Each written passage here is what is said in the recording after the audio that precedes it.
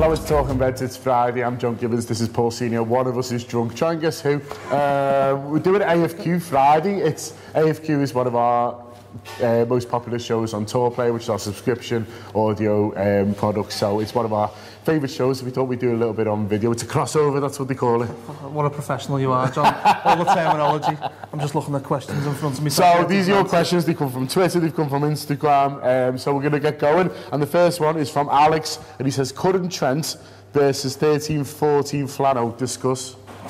Is there much to discuss? I don't know. I think one you knew was a little bit blagging it, but really playing at a high level.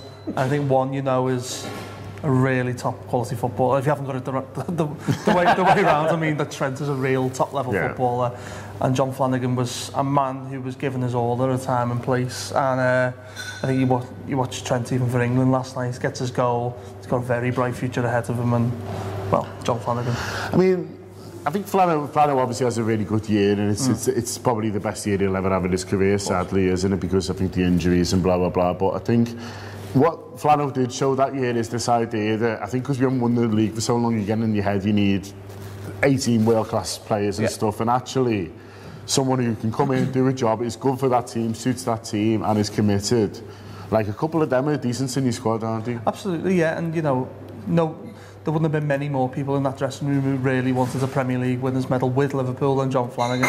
Obviously, Gerrard was there at the time. Carter just retired, hadn't he? So, having Flanno around there, knowing what it means to the fans, and sort of having that in the dressing room is important. But in ability terms, I don't think there's any comparison. Following on from that, Mr. DJ23, do you think Trent will end up in midfield? I'm sure, you know. I mean, it's one of them things. You're good enough, you're old, what is it, you're old enough, you're good enough, or whatever, whatever way around that's meant to be. I think he could end up in midfield, but I'm not convinced he will. I think he looks like a top quality right back. Yeah. So where's the decision going to be made where you go, all right, we're going to just try him and then be a, I don't know, say he's an 8 out of 10 fullback, is he a 6.5 out of 10 midfielder? I don't know. I think if he can become one of the world's best right back, we'll just embrace it.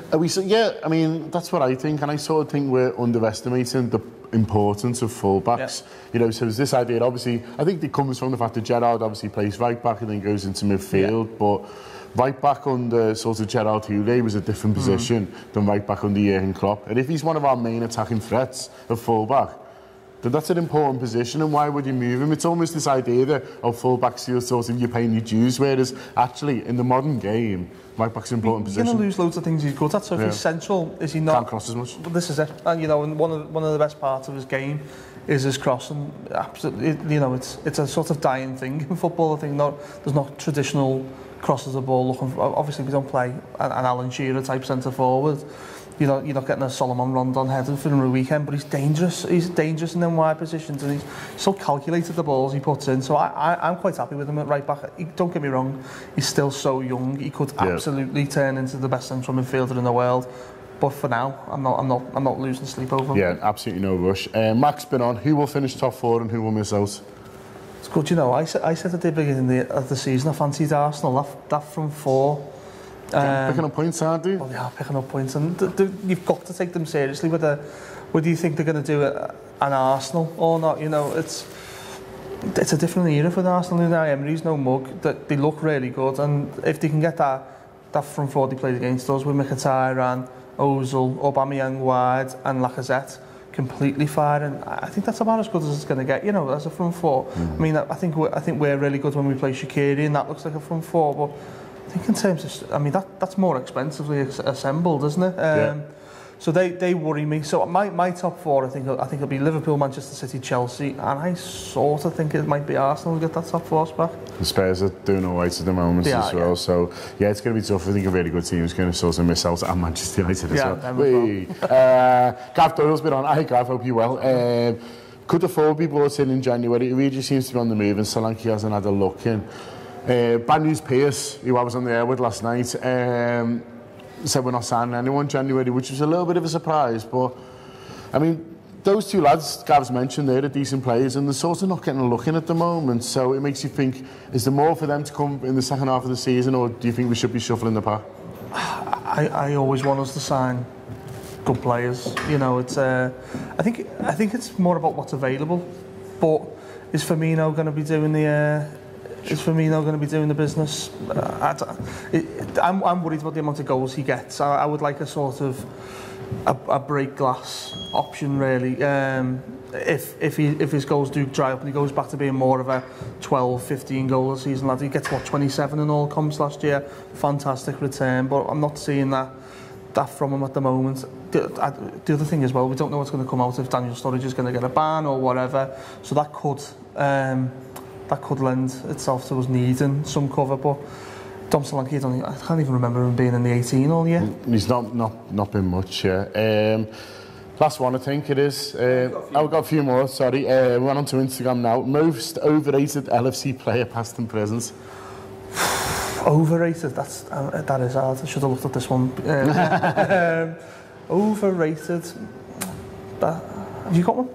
No, I think it's hard. I think it's a harsh question. I rate them all. Yeah, and I think they're all good at football, and I think, you know, we know why we haven't won the league in the last 20 years or so. It's because there hasn't been enough good players, not that the players we've had have been a problem. I had stupidly, and it was me being stupid, because I was born in 87, so I started really properly knowing football about 94, 95 onwards, and I never used to get the hype with John Barnes, and then I've obviously watched John Barnes pre-injuries, and as a younger man, yeah, I get the hype now. Yeah, okay. Someone's mentioned Nathaniel Klein. He's sort of disappeared. I think he's finished at Liverpool. There's two young lads there who are very good at right back. His big problem is the fact that Joel Matip and Dejan Lovren exist, I think. So if there's a problem at right back, then you just shift Joe Gomez along and you play one of them at centre half. I think Kleiny might be the one who definitely goes in January. Okay, very last one.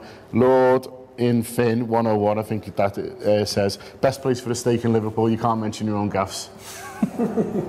Banned from mentioning your own gaffs. Okay, best place for a steak, I think Cowshed on Seal Street. It's really good. It's really good. It's reasonably priced as well. They do a special every weekend, which is like, you know, when you get a steak, you normally have to buy the sauce, your sides. They do a sort of a plate. I think it's always I think it's an 8-ounce fillet always, but they always do something mad with it. I would go every week, but I'm already eating too many steaks to make all the time.